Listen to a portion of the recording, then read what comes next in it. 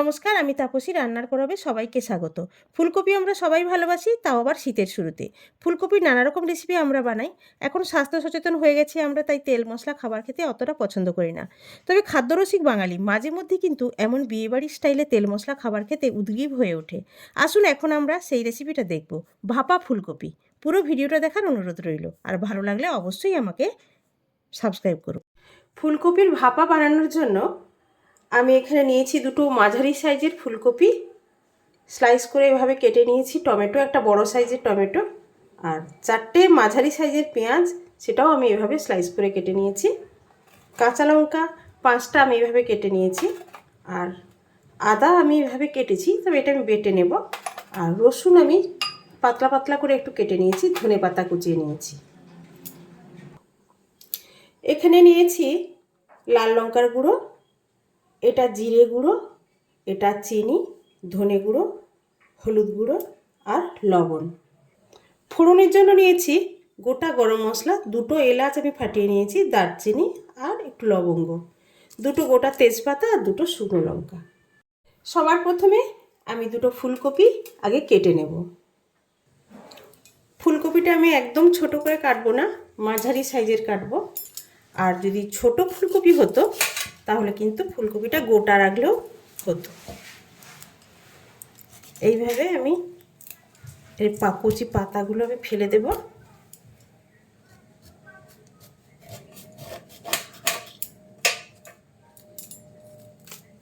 এরকম মাঝারি সাইজ ফুলকপি আমি 2টো করে নিয়েছি, দেখুন। এর থেকে বেশি আমি ছোট করব না। আর এই যে ডান্ডিটা, এটা আমি কেটে ফেলে দেব।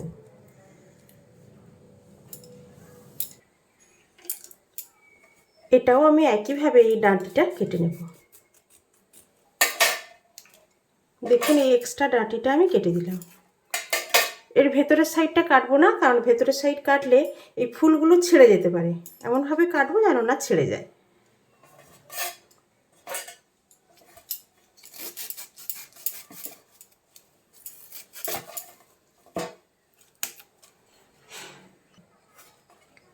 এইভাবে আমি 4 পিস করে নিয়েছি 2টো ফুলকপিকে। চলে এসেছি পরের স্টেপে। আমি গ্যাস অন করে কড়াই বসিয়ে দিয়েছি, আর কড়াইতে বেশ খানিকটা জল দিয়ে দিয়েছি, ফুলকপিগুলো যাতে জলের মধ্যে ডুবে যায় সেরকম। এই জলের মধ্যে দিয়ে দেবো খানিকটা লবণ। দেখুন, লবণ দেওয়া জলটা ফুটে উঠেছে।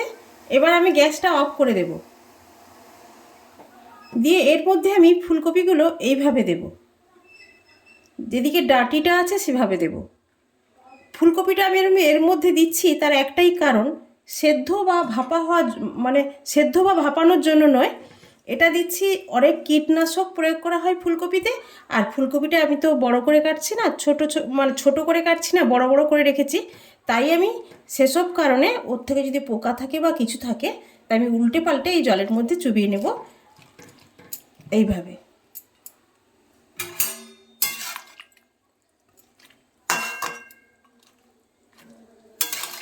কীটনাশক থেকে বাঁচার জন্য, এবং যদি পোকা থাকে সেটাও কিন্তু এই লবণগুলো জ্বলে বেরিয়ে যাবে।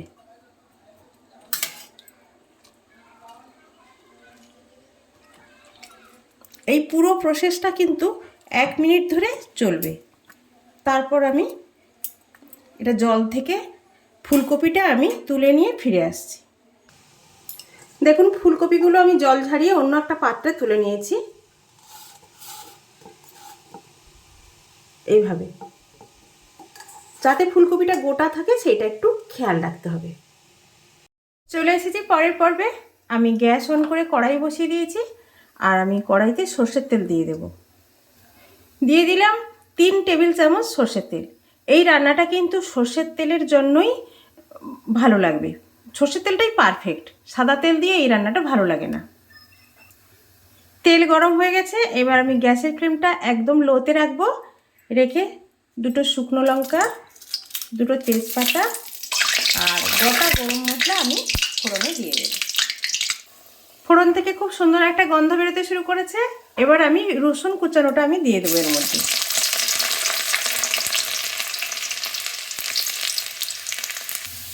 2 টেবিল চামচ আদার পেস্ট আমি দিয়ে দেব।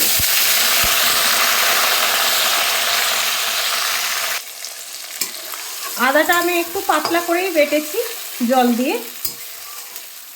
এভাবে এই মশলাটা আমি কষাতে থাকবো।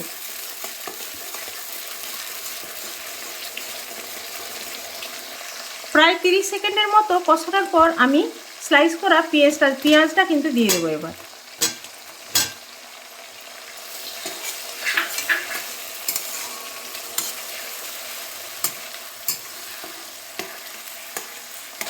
একই সাথে দিয়ে দেবো আমি স্লাইস করে কেটে রাখা টমেটো।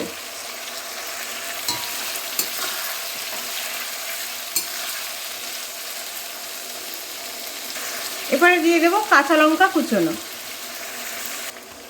পেঁয়াজ, টমেটো এবং আদা দেওয়ার পর একদম লো হিটে যখন মশলাটা হতে থাকবে আমি প্রায় 1 মিনিটের মতো এটা ঢেকে দেব।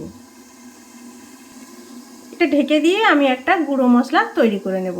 গুঁড়ো মশলা দিয়ে একটা আমি পেস্ট তৈরি করে নেব। প্রথমে নিয়ে নেব পরিমাণ মতো হলুদ গুঁড়ো, নেব ধনের গুঁড়ো, নেব জিরে গুঁড়ো, এবার নেব লাল লঙ্কার গুঁড়ো, নেব স্বাদ মতো চিনি। সব কিছু গুঁড়ো মশলা দেওয়ার পর আমি এখানে অল্প একটু জল দেব, দিয়ে সব কিছু একসঙ্গে একটা পেস্ট বানিয়ে নেব।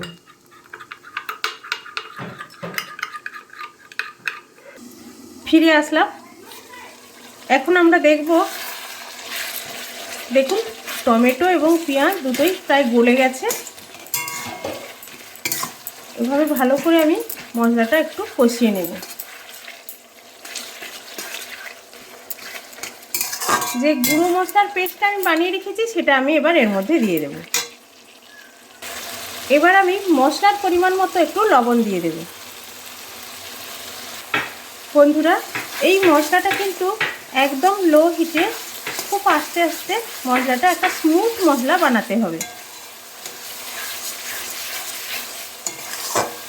কারণ এর মধ্যেই কিন্তু আমাদের ফুলকপিটা সেদ্ধ হবে।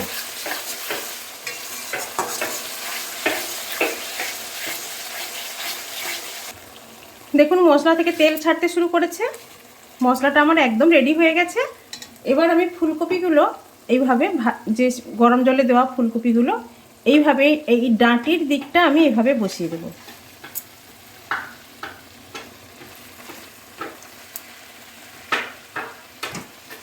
মশলার ওপরে এইভাবে ডাঁটির দিকটা বসিয়ে দেব।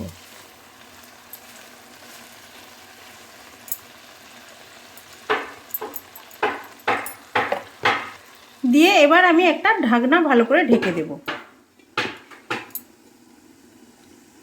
এই সময় গ্যাসের ফ্লেমটা একদম বাড়ানো যাবে না, একদম লোতেই রাখতে হবে। আর 5 মিনিট পর আমি ফিরে আসছি। ফিরে আসলাম 5 মিনিট পর।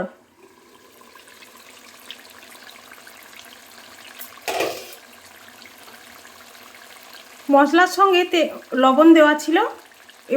এবারে আমি একটু ফুলকপির পরিমাণ মতো একটু উপরের থেকে লবণ ছড়িয়ে দেব।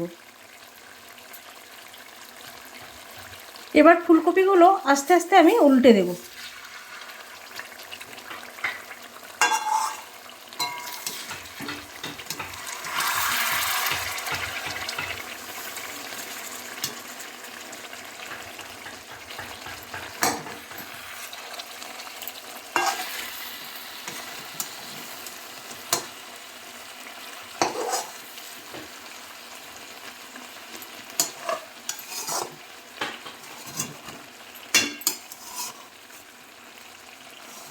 দেখুন ও সাইডটা একটু হয়েছে, এবার আমি উল্টে দিয়েছি। দিয়ে একইভাবে এবার আমি ঢেকে দেব।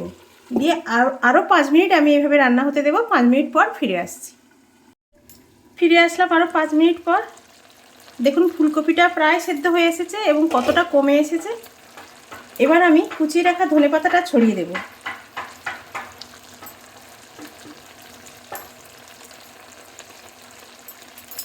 দিয়ে ঢেকে দেব। তবে আর 5 মিনিট নয়, মাঝে সাঝেই একটু একটু আস্তে আস্তে মানে একটু উল্টে পাল্টে দিতে হবে, কিন্তু যাতে না ভেঙে যায় সেইটা খেয়াল রাখতে হবে। এই রান্নাটা একটু সময় নিয়েই করতে হয়, তার কারণ এটা তো মানে ভাপাতে হচ্ছে, তাই আর ধিমে আঁচে হচ্ছে, তাই একটু সময় লেগে যাবে। এই রেসিপিটা লুচি, রুটি, পরোটা সঙ্গে খেতে খুব ভালো লাগে, আবার গরম ভাতের সঙ্গেও অসাধারণ লাগে। প্রস্তুত হয়ে গেল আমার ফুলকপির ভাপা।